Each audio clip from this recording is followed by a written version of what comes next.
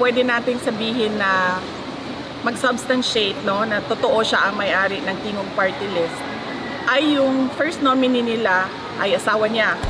Madami nagtatanong sa akin ngayon, ano bang magagawa namin? Ano bang matulong namin sa eleksyon?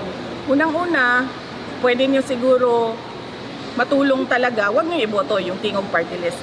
Kasi ang boto para sa Tingog Party List ay boto para kay Martin Romualdez. Ma'am, ngayon po nakalimutan po ng Pagkaon. Ano po ang mensahe natin ma'am sa ating kababayan? And at bilang paalala natin po ma'am, gaano po bang mahalaga na sumunod at makinig po tayo sa mga abiso sa mga president po. Kagaya na lang po ng pagpapatupak ng first regulation and lalo na po sa mga dangerous areas po. Opo. Sa isang disaster, no, ang mahalaga talaga ay walang namamatay ng mga tao o mga residente doon sa area na yun. Yan yung rason kung bakit meron tayong preemptive evacuation. Kailangan sundin na yun ng mga tao dahil yung kanilang buhay ang nakasalalay doon kung merong mangyari at madisgrasya sila o maabutan sila ng pagsabog ng bulkan. Kaya mahalaga yung pagsunod sa mga warnings ng local disaster council nila.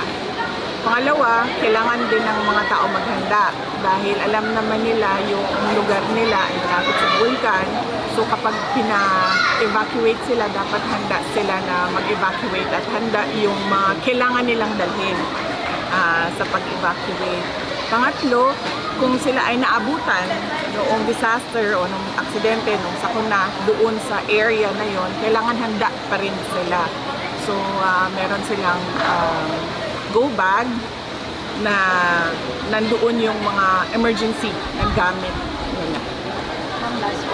Ma'am, gaano po talaga ma'am na patuloy po natin tutukan kung pagpapaiting po ng disaster management.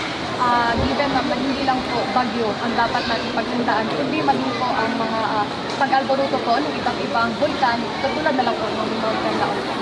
Napakahalaga niyan na kailangan handa yung mga komunidad, yung mga cities and municipalities natin.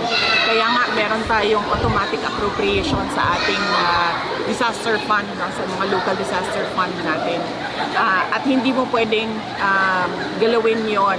Ibig sabihin, kailangan sa budgeting, automatic talaga yung disaster fund mo. Yun yung nauuna na nilalagyan ng pondo dahil yung ating bansa ay disaster prone.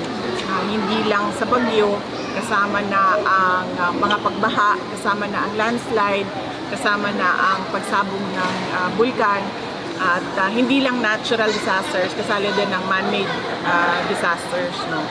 So, napakahalaga yon na merong, unang-una, merong emergency disaster fund at merong portion doon na quick relief fund, no?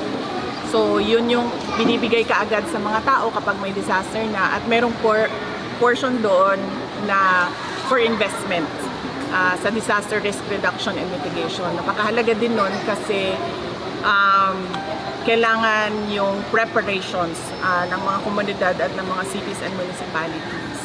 Next question. Ano yung Press club. ano yung